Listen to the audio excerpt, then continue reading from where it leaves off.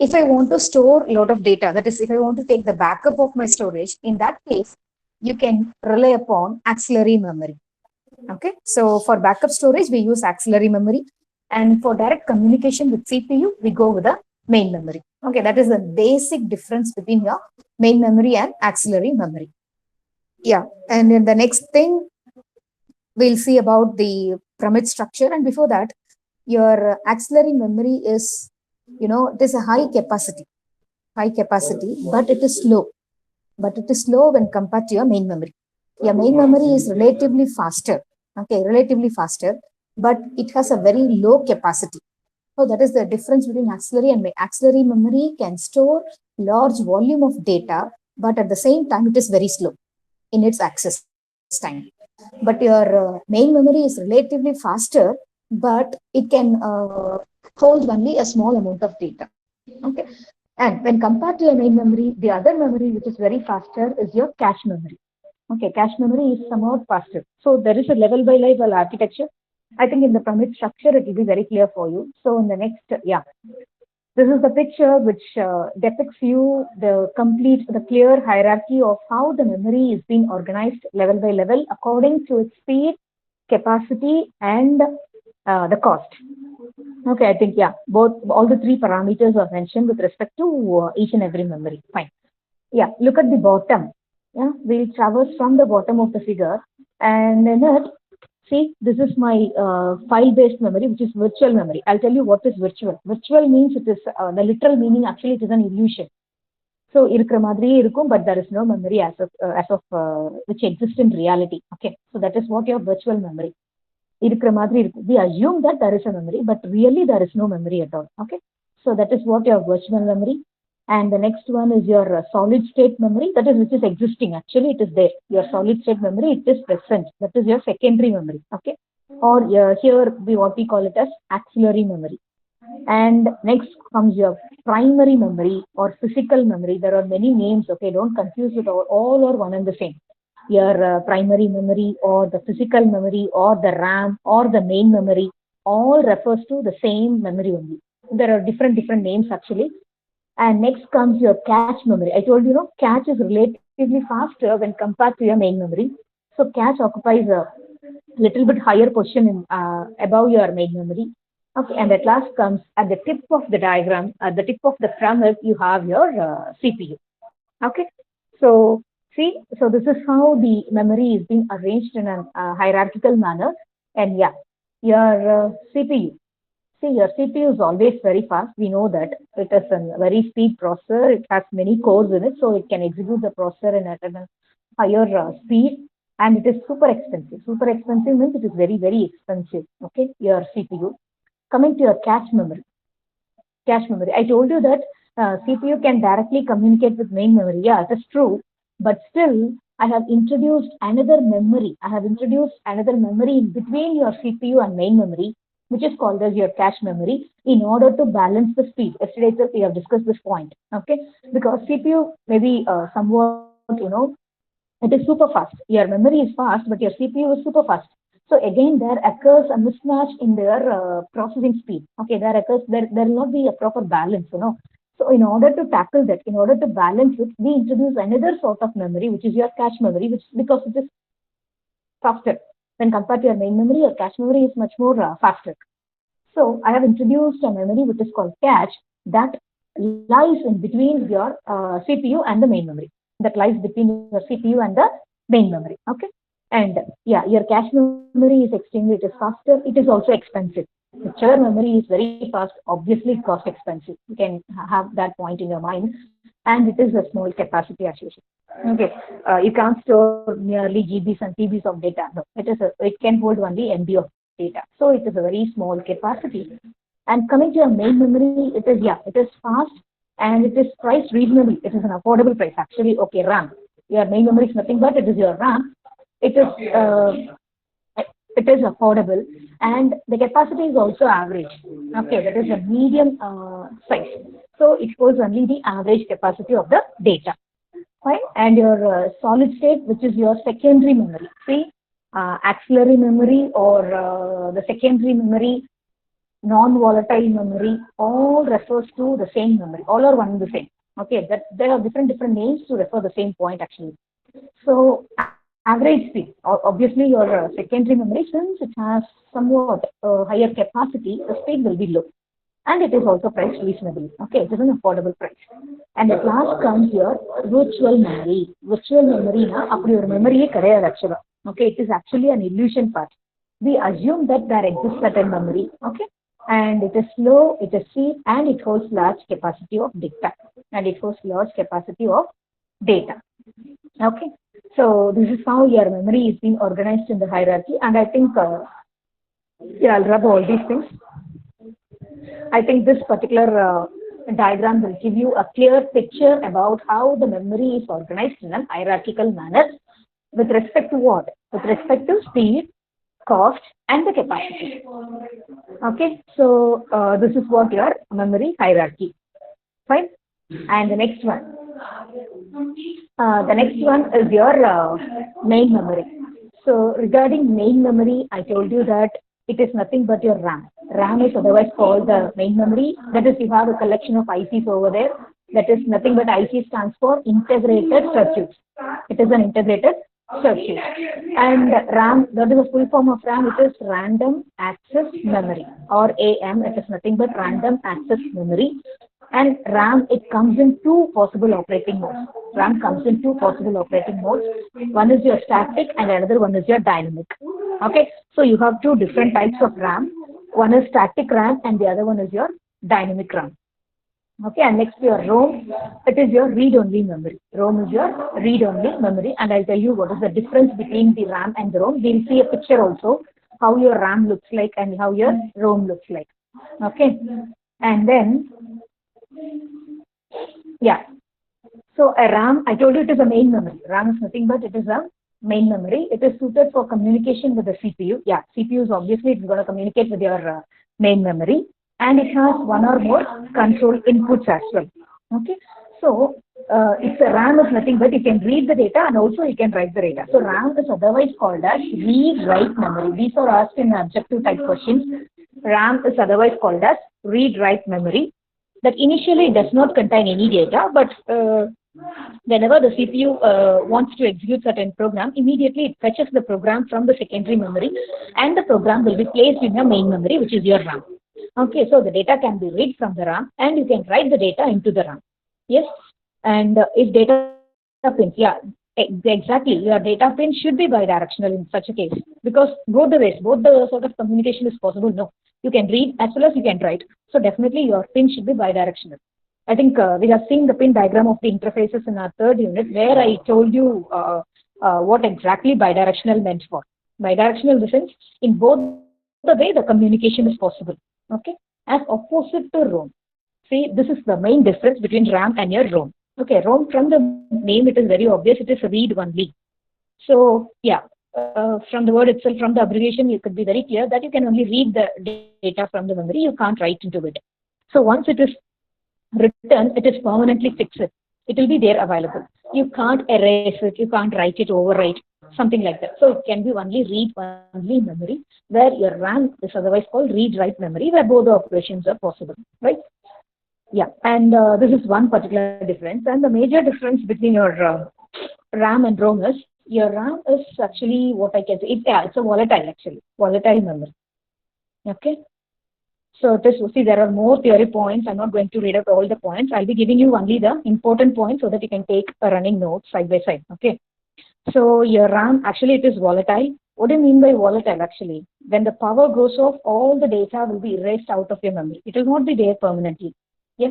So that is the exact meaning for volatile. Only when the power is there, your data will be there. Immediately when your system gets switched off due to some battery issues or due to some power issues, obviously all the data which is present in the RAM will be erased off. It's volatile. Okay, it just disappears. That's what RAM. And coming to ROM is not like that. The data will be permanently present over there, even when there is a power supply, or so irrespective of your status of your power, the data, whatever is written into the ROM, will be permanently fixed. It will be there at all times. It will be there. Okay, so it is called non-volatile. Your ROM is otherwise called as non-volatile, but your RAM is called as your volatile memory. And your other name for RAM, it is your read-write memory, whereas ROM, it is only read-only memory. And I told you that in RAM, we have, in the pin diagram, we have data pins as bidirectional because both read and write operations are facilitated over there. But here, in ROM, it cannot be bidirectional because once I'm written, I'm not going to, overwrite, or I'm not going to do certain modifications over there. So it does not support your bidirectional pins. Okay. So it will be a unidirectional. That's what given here. Your RW, you know what is R and what do W refers to, read and write. If that particular chip is 1, obviously it is your RAM. When your RW is 0, then it inputs from the rest of the circuit. It's a directional. Actually, it is a direction. So if R is 0, you are going to write the data. If W is 0, you are going to read the data. Actually, that is the meaning for that, read and write pins. Okay.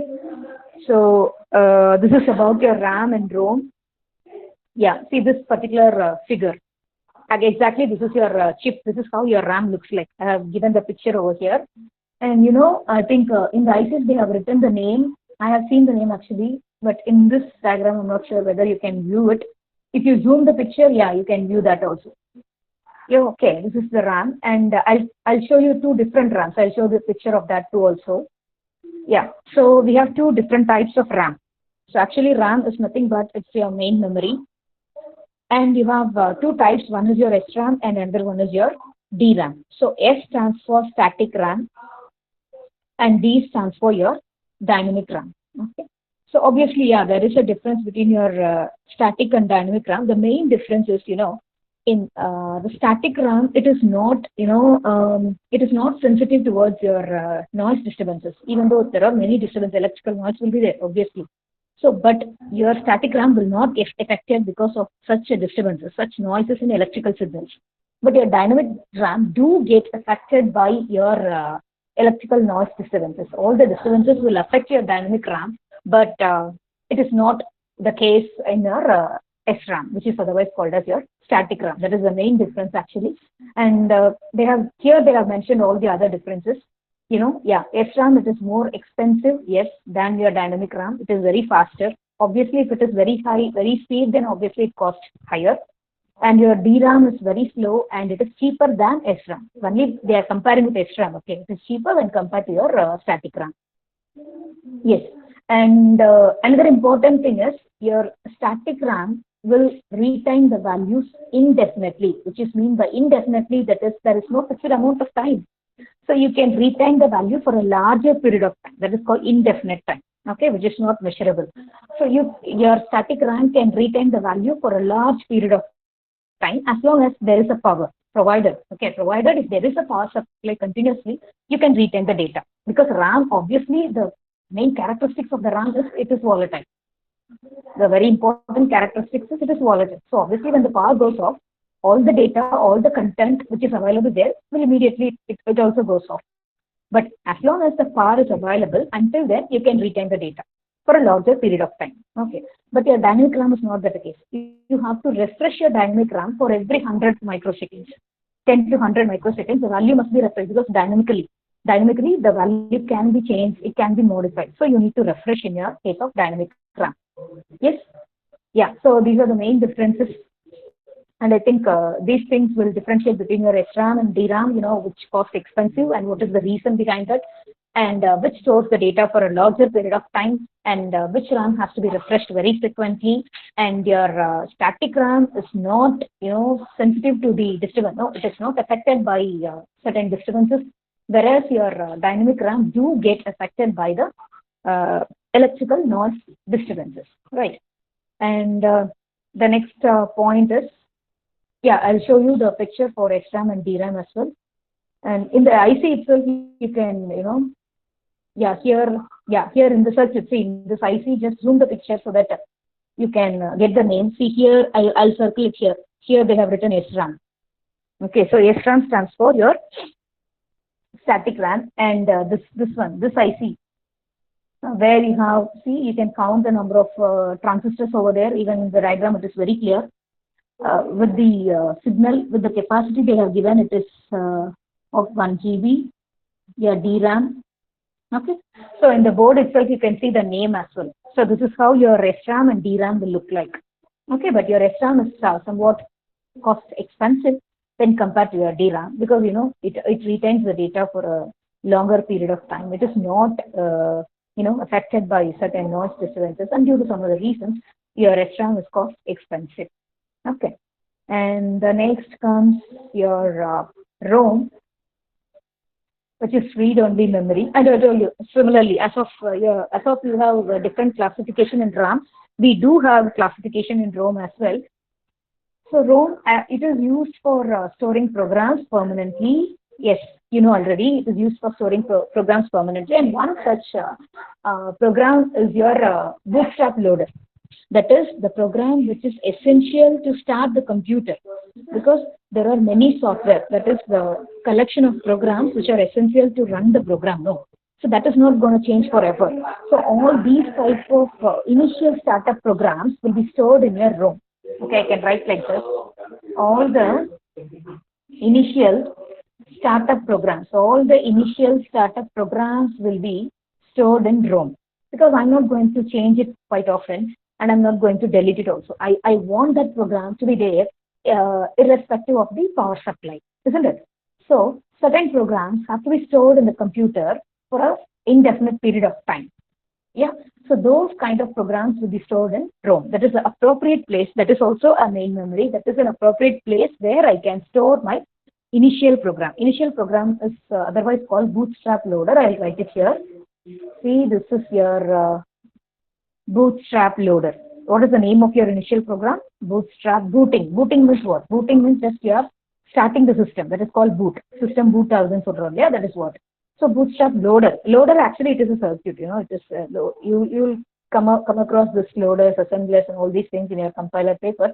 But still, loader is the place where we fetch the programs. Okay, so it is otherwise called as Bootstrap loader.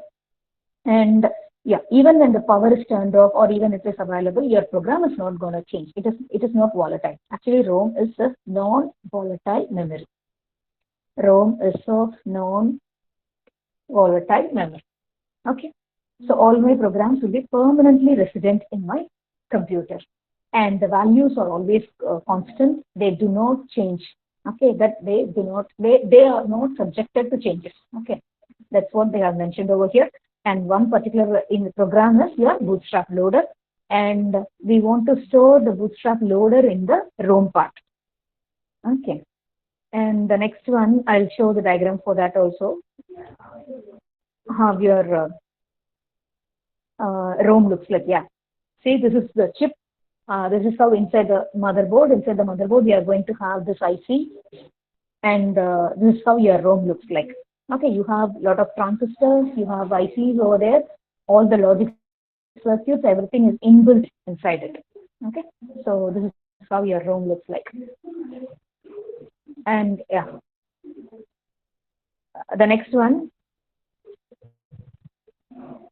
the types of ROM, because we have seen the types of RAM, isn't it? What are the two types of RAM, Kana? What are the two types we have looked so far? What are the two types of RAM? Yes? Static and dynamic. Yes, Kana.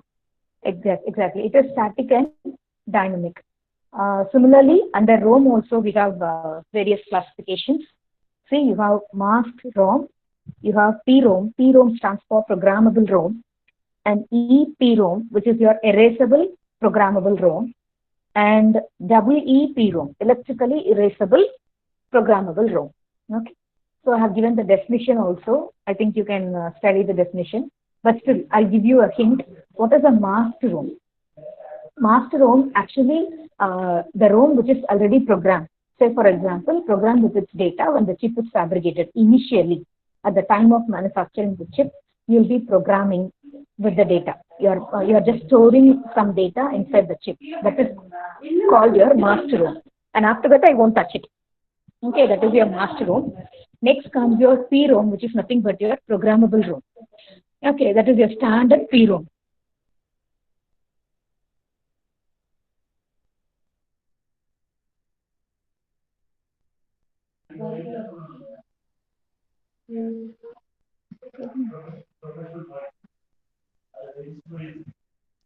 Okay, so PROM is nothing but your programmable ROM, and you have some special type of fuses. That is, by burning some special type of fuses, you can program that particular ROM.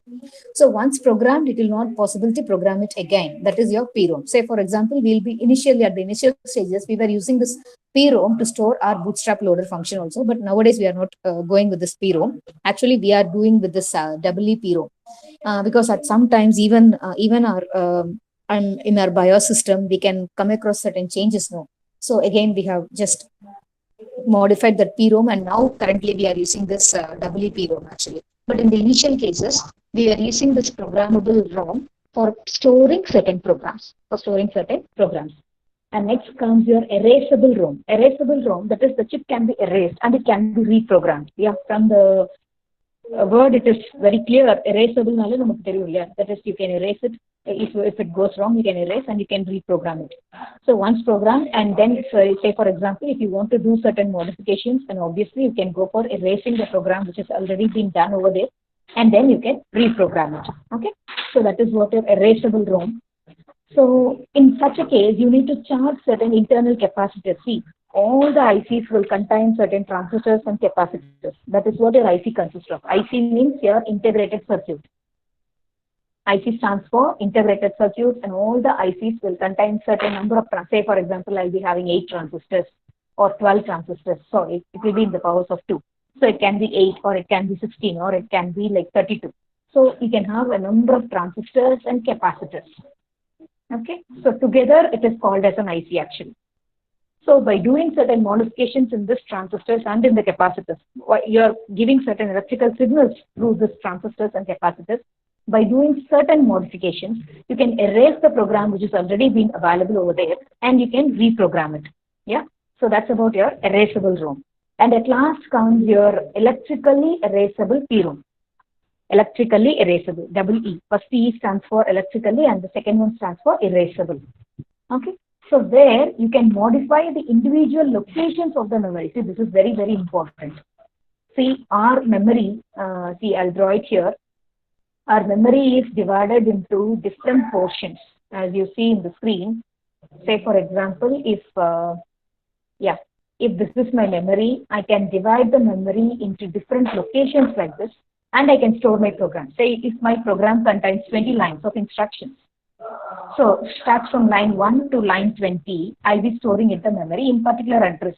So this is how my memory is divided, and every location is referred as word. That is what you usually call it as memory word. Every location of the memory is referred as word. Okay. So if I have 20 lines of instructions in my program, then I go for storing all the 20 lines in different locations of my memory. Okay. So if I'm using EEPROM, if it is an electrically erasable PROM, then in that case, it is very possible for me to modify the individual locations. So I do not want to change the entire program. I can modify a particular line in that program. Okay, that is the difference between EEPROM and EEPROM. In EEPROM, you can reprogram it. You can erase the program completely, and you can go for reprogramming it. Whereas in EEPROM, you can erase one particular line and you can go for modification.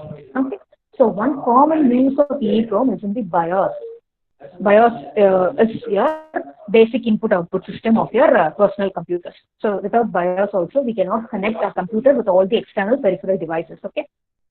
So EEPROM is used in storing a BIOS device. Okay, in BIOS programs, all the software programs related to input and output. Yes, so that's about your ROM types.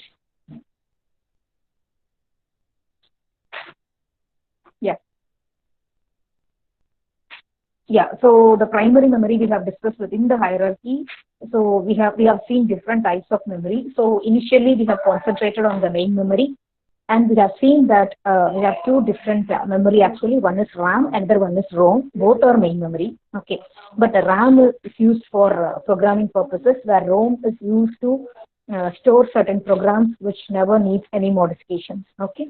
So, and in RAM, we have two different classifications. One is your static RAM, another one is your dynamic RAM. Whereas in ROM, we have seen 4 other classifications just now. And the next memory that comes into picture is your axillary memory, which is, yeah, I write the name over here itself, which is otherwise called as your secondary memory, because at times you'll get confused between these names, but all refers to one and the same.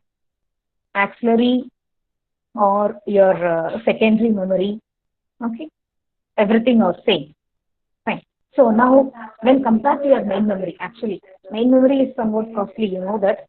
When compared to your main memory, your auxiliary memory is somewhat cheap, and main memory is limited in size. I told you, no, main memory can store only MBs of data, say from 100 MB to 1000 MB, not beyond that.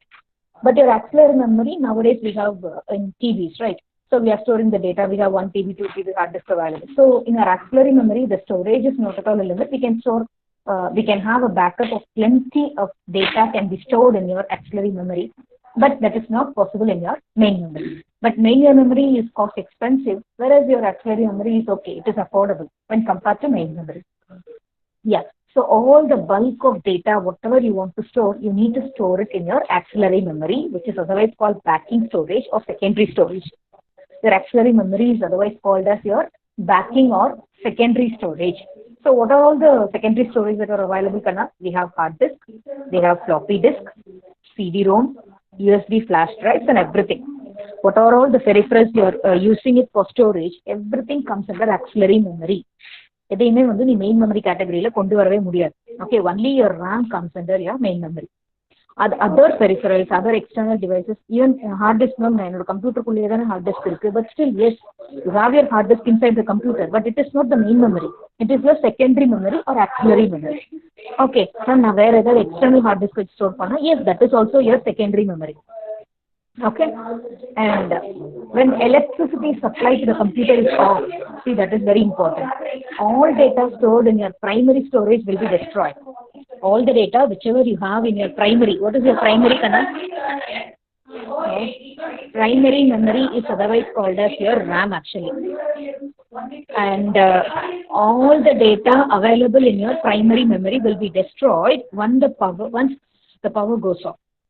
Okay, once the power goes off, definitely it will be going to destroy. But this is not true in the case of your secondary storage, because it is secondary storage. So regardless of the power supply, definitely your data will be available. And you know, when you store a data in your pen drive, obviously it is going to be there. Okay, so as long as we want, it is going to be there only. So that is the main difference between your main memory and auxiliary memory. I think, and we'll see some pictures for that too, or what are all the devices that comes under auxiliary memory as well. I think in this particular, yeah. Next one.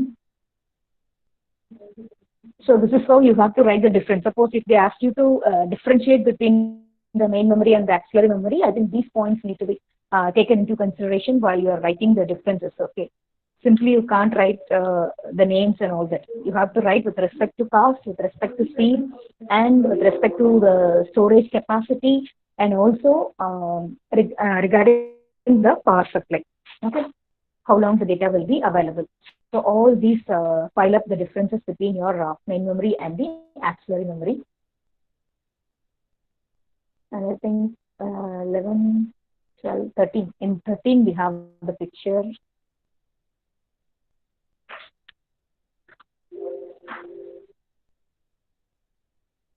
Yeah, I think you all familiar with these devices. All these devices comes under your auxiliary memory. See, you have an XD card, we have a memory card reader. Nowadays, we are all these things we are using in our mobile itself. So all our memory card readers are USB drives, which is otherwise called flash memory. See, that is another important point. Here, all your USB drives, what is the other name for that? Peripherals, it is called as your flash memory. And your media devices, all types of media devices. Media devices, like we'll be having our external cards, no, for storing all our video games and all that. So that thing comes under our media devices. External optical drives, that is our CD drive, CD, DVD drives. That is called external optical drives. And your external hard disk even. Okay, this is your floppies and the hard disk, everything. All the thing comes under your auxiliary memory. All these particular components belongs to your auxiliary memory. Okay, So we have seen main memory, the types, and the auxiliary memory, and the difference between the main memory and the auxiliary memory and the corresponding pictures. And now we are moving up in the pyramid, and where we come across this cache memory. Okay. So cache memory, when compared to your main memory, see, I'll show you in that hierarchy itself. There is a hierarchical diagram. In this, in this pyramid structure itself, you can see that in this pyramid structure itself, we can see that the cache memory lies in between your main memory. Your physical memory is nothing but your main memory actually. It lies between your main memory and the CPU. Okay, between the main memory and the CPU, there is a bridge, and this is nothing but your cache. Okay, and what for this bridge is available? It will balance the speed between your processor and the main memory, as I told you before. But here, so if it is going to balance the speed, and obviously it must be faster, isn't it? When compared to your main memory, your cache memory has to be faster. Then only it can balance the speed between the CPU and the main memory. So that is the reason why we go for fixing the cache in between the CPU and the main memory. Okay, and if the active portions of the program and the data are placed in the fast small memory. Okay, that is the see, the very important thing is the main memory and the program. I'm not going to store the entire program in the cache memory also. See, I have a main memory here. This is my main memory. Okay, and this is my cache memory. Fine, and this is my CPU. Okay, so in my main memory, say for example, I'm going to have my multi-threading program. Okay, so I'm writing a multi-threading program in my main memory where my program consists of 25 lines. Just say for an example, my program do consist of 25 lines. But at that point of time, my CPU is focusing on one particular block, say only 5 lines of data, 5 lines of instruction. My CPU is going to process only these 5 lines of data at any point of time. So only those 5 lines, those 5 instructions will be available in your cache memory, but not the entire program. I'll be having my entire program in my main memory, and I'll be having only the active portion of the data which the CPU is about to execute in my cache memory. So what happens actually? So my CPU will first look into the cache, because cache is very faster, no? So it will look into the cache, and if it has the data available in the cache, it will immediately execute it. Suppose, no, data no, it will not be there. So what happens to the rest of the data? The rest of the data will be there in your main memory only. So now my CPU, what it does, it goes to the main memory and it will take the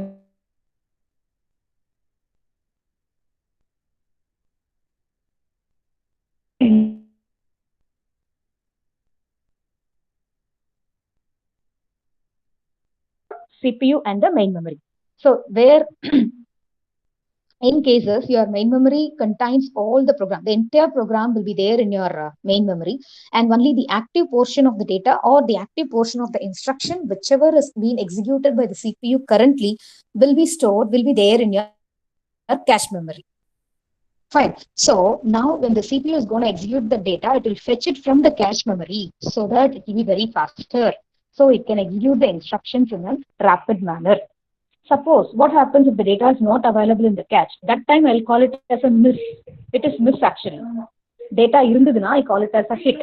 If the data what the CPU is looking for is not available in the cache, then it is called as miss ratio. It is not hit ratio, miss ratio, which in the future chapters we are going to see. Okay. So if the data is not available in the cache, immediately my CPU go and fetch the data from the main memory. That's it. Okay. So why actually what is the role of this cache? What it plays over here exactly? It just wants to enhance the speed of your processor. That's it. It don't want to make the processor to sit idle for a larger amount of time. So the processor has to be kept busy at all times. So it can be achieved only by balancing the speed. So if you're not balancing the speed, obviously the CPU has to wait. So the CPU remain idle. So in order to avoid all these possible scenarios, your cache memory has been enrolled over here. So it is the fastest component in the memory hierarchy. That is very, very important point. So which is very faster in data. Always your cache memory is the fastest component. And even in the cache memory also, you have different levels of cache.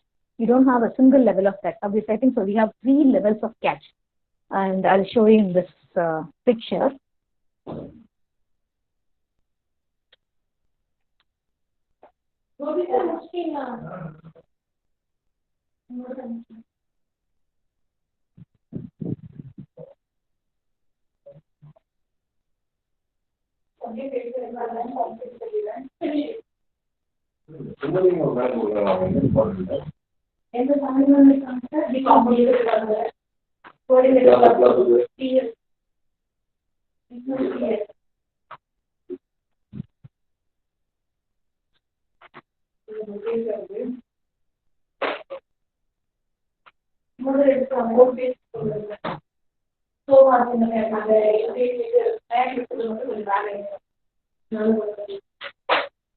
Okay, ma. So yeah. So in the cache memory again, I'll show you the levels of cache. So this is what the cache memory we, yes. And now I think I have discussed all these points. When CPU needs to access memory, first initially it will examine the cache. Yeah. If the word is found, it is obviously read. If the word addressed by the CPU, if it is not found, then it goes to the main memory. All these points I have told you earlier itself. That those things have been mentioned over here also. And the basic characteristics of cache memory is its fast access time. The access time is very, very faster. Okay, the access time is very, very faster. Therefore, very little or no time must be wasted when searching the words in the cache. You are not going to waste even a little amount of time. Okay, so because it is very fast. And yeah, so these are the important characteristics of your cache memory. And now we'll see what are all the different levels of cache actually. Okay, what are all the different levels of cache that are available? Yeah. Yeah, see here, we have L1. L stands for level actually. So L1, L2, and L3, which is level 1 cache, level 2, and level 3 cache, we used to say. But your L1 is in the top. In some cases, you know, students misunderstood like L3 is very faster. No, always L1 is in the top of the hierarchy. I'll draw a pyramid over here. See, always this is how your cache looks like L1, L2, and L3. Okay, so level 1 cache is the topmost cache. So it is very faster, but it is very limited in capacity, but it is very, very faster when compared to the below 2 levels, say level 2 and level 3. So your primary cache, L1 is otherwise called as your primary cache, which is level 1 cache, which is the topmost cache in the hierarchy levels of CPU. Initially, I have shown the hierarchy levels in that pyramid. So in that pyramid, we know where is the position of your cache memory. And in the cache memory, you have 3 levels, and among the 3 levels, your L1 occupies the topmost level. Okay, and it is the fastest cache in the hierarchy. It is the fastest.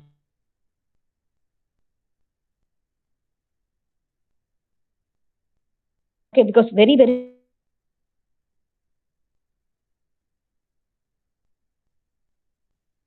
for the idle time or the wait time. It is zero wait time. You can say in that way also. It is a zero wait time in the sense there is no delay at all. Yeah, regarding this L1 cache. And yeah, for implementing this L1 cache, which type of RAM we are using it?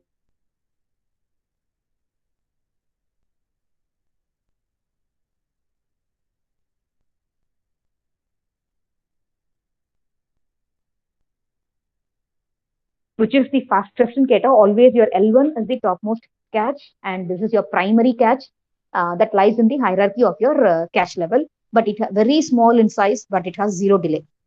These are the two unique points regarding L1 cache. And how it is implemented? It is implemented using your SRAM architecture. That is your SRAM actually. That is used for the implementation of L1 cache. And the next comes your L2 cache.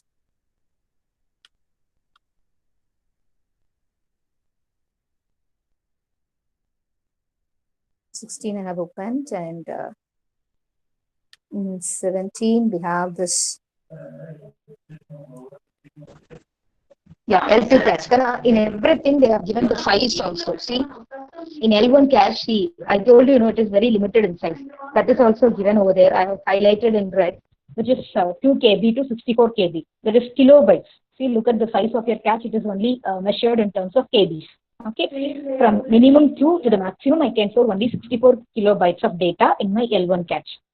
And regarding my L2 cache, I can store nearly starting from 256 KB to 512 KB, not even 1 MB, it is half MB. Only half MB of data can be stored in L2 cache. That is what the capacity also. You can't store more data. It cannot hold more amount of data, what we do in other types of memory. Okay. So your L1 is the primary cache. Your L2 will be otherwise called as your secondary cache.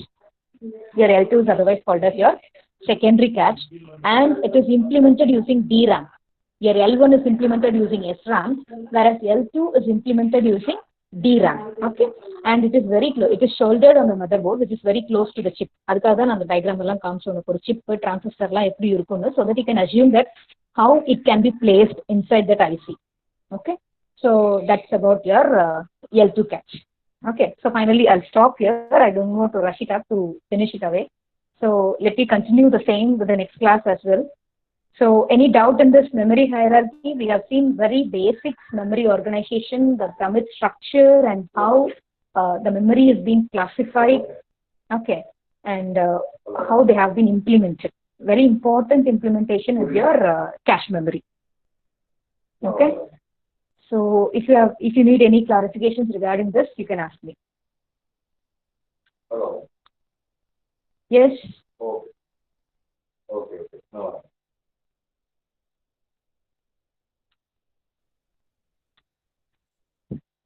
Yes. Any doubts? Rajkumar. Okay, Kana. Rajkumar. Rajkumar, are you there in the meet or not? Rajkumar, can you hear me? Yes, ma'am. Why you are chatting? Can't you unmute your voice and speak to me? Your mic will not be working, right? Fine. Okay, ma'am. So we'll continue in the next class. I think, yeah, it's time to wind up the session. Thank you, ma'am. Thank you all. Thank you, ma'am. Thank you, ma'am. Thank you, ma'am. Thank you, ma'am. Thank you, ma'am. Thank you. Thank you.